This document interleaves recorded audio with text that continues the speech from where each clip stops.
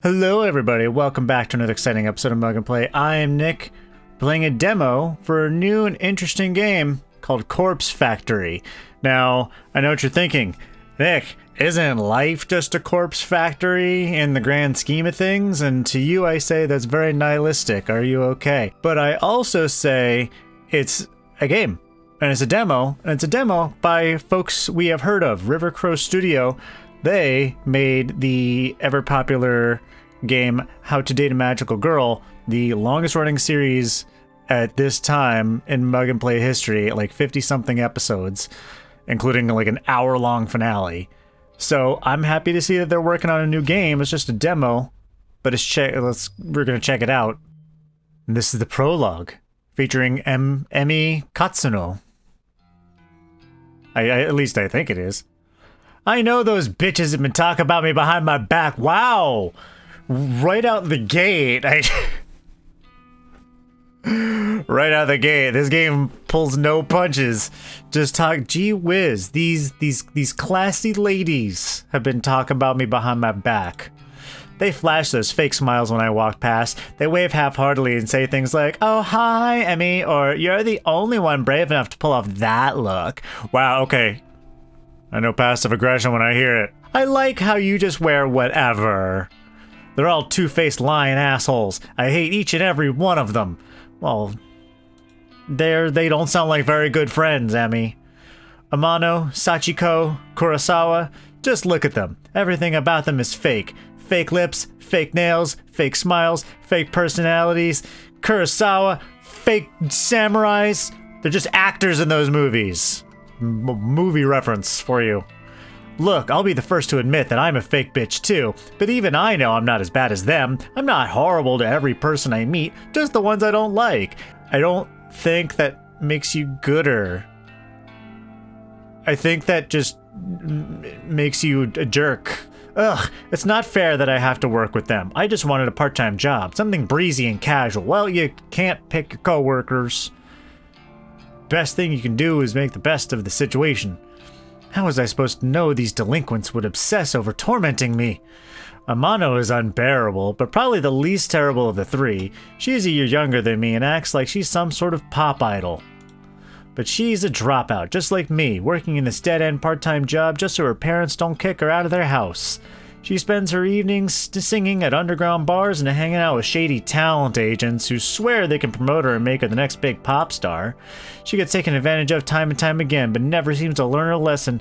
I don't know if she's just stupid, or if she just really thinks she's right on the track to becoming famous. I mean, hey, at least she's striving for a dream. She's not here narrating, shit-talking, just putting it out there. Panther, what do you think? Okay. Sachiko is the kind of straight-laced girl you see at every school, studying her ass off to earn her parents' approval. Okay. The type of girl that always has the best grades, but never really has any friends. She's the kind of girl that graduates, then the reality of the real world knocks her on her ass, and she realizes she actually has no clue what she's doing, just like the rest of us. I'm noticing you're highlighting girl a lot this time around. Is there anything about that? So she settles for the first crappy job she can find, and then suddenly it's 3 years later and she's still mopping up vomit just to make ends meet. What kind of clothing store has you regularly mopping up vomit? Are your prices that outrageous? Instead of being humbled by her station in life, Sachiko decides to take her anger out on everyone around her. I've seen her slap customers out of frustration. How does that not just get you fired on the spot? And your ass kicked. I don't know. Rumor has it that she strangled the manager on one occasion. Apparently he's too afraid to fire her now. I don't blame him. I'm afraid of her too.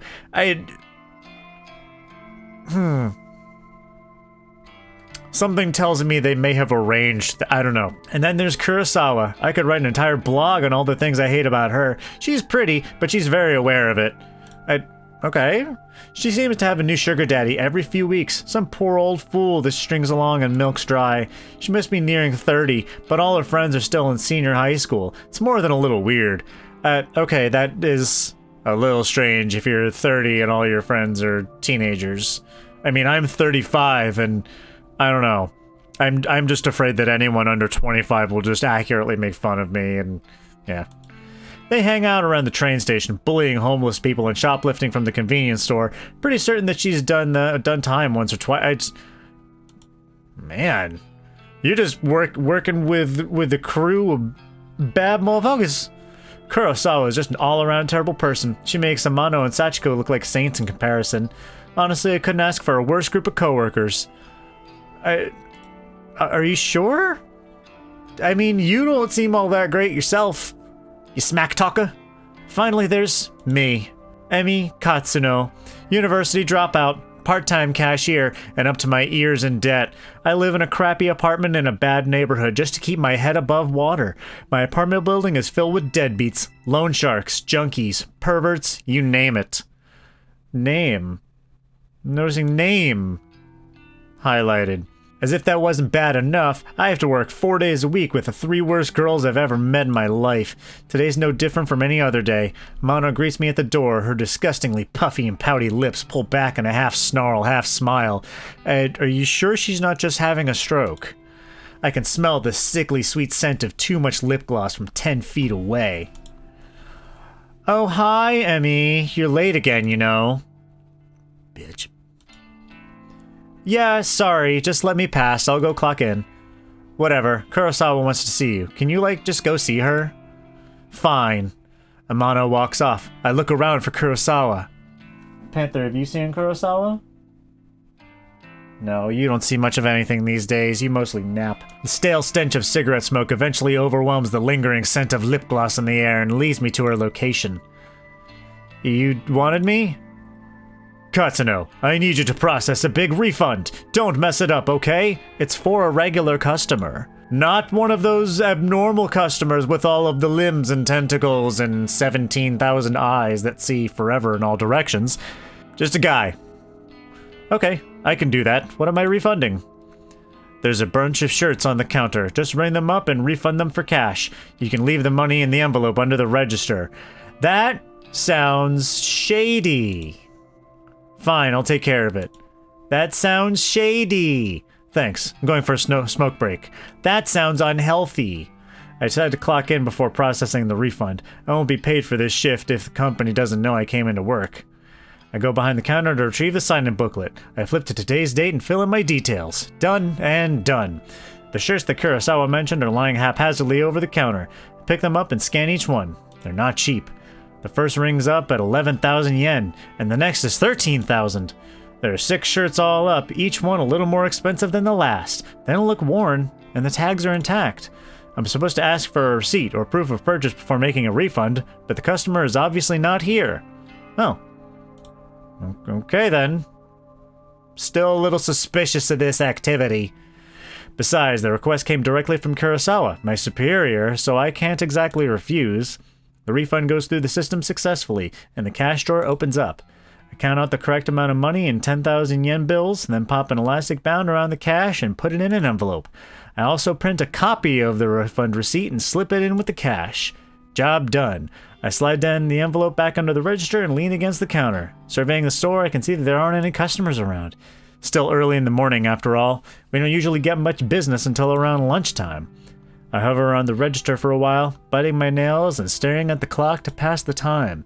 Kurosawa eventually returns from her smoke break. Half an hour must have passed by now. Who does she think she is? Someone who could take 30-minute smoke breaks while having you do possibly illegal things, and then I have a feeling she's gonna blame it on you. You finished that refund? Yeah, I did it just like you said. Okay. She rummages around underneath the cash register and pulls out the envelope stuffed with cash. Her fingers flick through it quickly, counting each note, and she nods as though satisfied. Good work, Katsuno. I'll pass this on to the customer next time they come in. No problem. Anyway, I'll take over the cash register for a while. Do you want to go tidy up stock? Yeah, okay. I'm not too bothered if Kurosawa wants to take over my register duties. It's boring standing around. I'd much rather be doing something than nothing. It's a good attitude to have, though I still have a feeling that she just had you do some shady shit and... It's probably not gonna pan out well for anybody. Sorry, I didn't see you there. Oh, hi, Sachiko. Sorry, did she actually just apologize to someone? Sachiko, the customer abuser? That's fine. You okay? I haven't been sleeping real well. I'm just tired, that's all. Well, get some rest, I guess. Thanks. Look, while I've got you here, I know I haven't really been easy to get along with lately. I've got my own personal issues, but that's no reason to take it out on you and the other girls. I can't believe what I'm hearing. Sachiko has had a change of heart? So, I'm resigning as of today. I don't deserve this job. I wanted to apologize and make sure there's no bad blood between us. Sachiko, I don't know what to say. I never expected this from you. Yeah, I was trying to apologize to you earlier, but you were kind of monologuing, and I'm pretty sure you were talking shit about me, but I'm gonna be the bigger person and pretend I didn't hear any of it. Yeah. If you're resigning, do you have another job lined up? No, not yet, but I need to work on myself first. I have a lot to think about. Well, I mean, as long as you're sure about this. I am. In that case, then thank you for apologizing. I forgive you. Thank you, Emmy. Well, until next time, then. Yeah, until next time. Sachiko takes her leave. I'm still a bit taken aback by her sudden personality change. Did I misjudge her from the start? Yeah, I think you did. You was too busy talking shit that you never got to know her. No, that can't be it. She has a history of abusing customers and coworkers. No way I imagined all that. Well, maybe she's being blackmailed. I don't know. Regardless, I'm actually kind of glad she's trying to get a grip on her life. I hope everything works out for her. If she's resigning today, then I suppose the only two terrible coworkers left are Amano and Kurosawa. I glance at Amano, who is standing by the door, waiting to greet customers. She has a vacant expression on her face, like always. I then look towards the register, where Kurosawa should have been standing. But she's not there. Didn't she offer to take over register duties from me? Where the hell did she disappear to? I wander behind the counter. The register doesn't look like it has been touched. Out of curiosity, I slide my hand around under the register. And the cash-stuffed envelope is gone. No sign of it. The receipt from the refund is lying on the floor. I bend down and pick it up. It's a standard refund receipt, stating the value of the transaction. My name is signed at the bottom since I was the one who processed it. The refund money is gone, and so is Kurosawa. Did she? I think she did. No, she couldn't have. I think she did. She surely wouldn't have run off with the money. I think she did. No one would be stupid enough to risk their job over that, would they? I think she did. Ah, there's Katsuno. You should go ask her about it. Huh? Kurosawa's still here? She seemed to pop up from nowhere. Katsuno, a word if you please. Ah, Hirota, the manager of the store. He normally spends his time in the office out back, so it's kind of unusual to see him here. What could he want with me? Kurosawa was tending to the register when she noticed the system flagged a large refund as suspicious. Do you know anything about it? Well, yeah, I processed a big refund this morning. Is that so? Do you have the receipt? Here you go. I hand him the transaction receipt that is still between my fingers. He looks it over once, then twice, his eyebrows furrowing. This is quite a large refund. No wonder the system flagged it. Did you get approval from Kurosawa before processing this? Bro, she was the one who told me to do it. Kurosawa was the one who asked me to process it, sir. I never even spoke to the customer that it was intended for. That's not true, Hirota. I don't know anything about this refund. Wait. What? I told you. I knew she was going to do this. I knew she was going to pull some shady shit. I knew it. Where is the refunded money now? Well, I put it in an envelope underneath the register, but there's no money here, sir. She's lying to you. Interesting. No money to be found. And Katsuno, you're the one who signed off on the refund. That makes you responsible. Bro, I told you everything I know. Yeah, I did sign it, but... You're going to have to tell the truth, Katsuno. Did you take the money? Don't make me get the police involved. Wait, hang on. You think I stole it? Kurosawa asked me to process the refund and leave the cash in an envelope. Nonsense. That's simply irresponsible. It's not safe to leave cash out of the register. Well, it's also not safe to smoke. Smoker. Smokers are jokers. I feel my stomach beginning to sink. What exactly is happening here? You're being framed. That's what. Confess at once, Katsuno. I didn't steal the damn money. If anyone stole it, it was that bitch Kurosawa. She's using this to fund her samurai movie career. Enough. We're not going to stand here and argue about this like bickering school children. It's time to joust. Sachiko. Like a serpent slinking out of the shadows, Sachiko slides beside Hirota. Yes, Hirota? Did you witness Katsuno take an envelope of cash from the register? Oh, yes, sir. Just this morning, she acted like she was processing a refund and then pocketed the cash. I meant to bring it to your attention sooner, but... No, you already got a hole in your story. I meant to bring it to your attention. If you had actually seen that, you would have wasted no fucking time, and you know it. Sachiko, that bitch, she hasn't changed at all. She just sold me out. I managed to catch a glimpse of Kurosawa smirking at Sachiko. They nod in unison and giggle. Are they in this together? Are they throwing me under the bus just so they can steal some cash? I can't believe it. I'm so freaking angry. There you have it. A witness to your crime, Kurosawa, if you would kindly call the police. Yes, sir. How about no? Wait a minute. I scream louder than intended, but my blood is boiling and I can barely control myself. I didn't steal any money. Why don't you check the security cameras? You'll see that I'm innocent. Oh, so you know the cameras haven't worked in months, right? I suppose nowadays they're mostly just for show. Of course, if Hirota really wants me to, I could go double check just to be sure, though I think that would just be a waste of time. Why don't you go check then? Thank you, but that won't be necessary, Kurosawa. But that's the thing that proves that I'm innocent. Worst case, you're out a few minutes. Kurosawa's eyes narrow as she glazes at me wickedly. Amano, please show everyone what you found. You got it, boss. I didn't even realize Amano was part of this discussion. She is leering at me disgustingly and slapping an envelope against her open palm. Found this wad of cash in Katsuno's locker out back. I can feel the blood drain from my face. I haven't even been out back today. Are they all in this against me? Did they plant evidence to get me in trouble? I think they did. So you know what? Maybe all that shit-talking was right. Or at least justified. You're lying. I haven't even had time to go out back today. I mean, what do you want me to say? Think the cash just appeared out of nowhere? I think the cash appeared from when What's-Her-Face went to go have a smoke break for 30 damn minutes. It would seem all the evidence is against you, Katsuno. Since we located the money, I won't have you arrested, but you will not step foot in this store ever again. Do I make myself clear?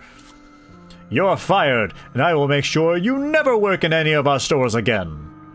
I'm speechless. I can't even process my thoughts.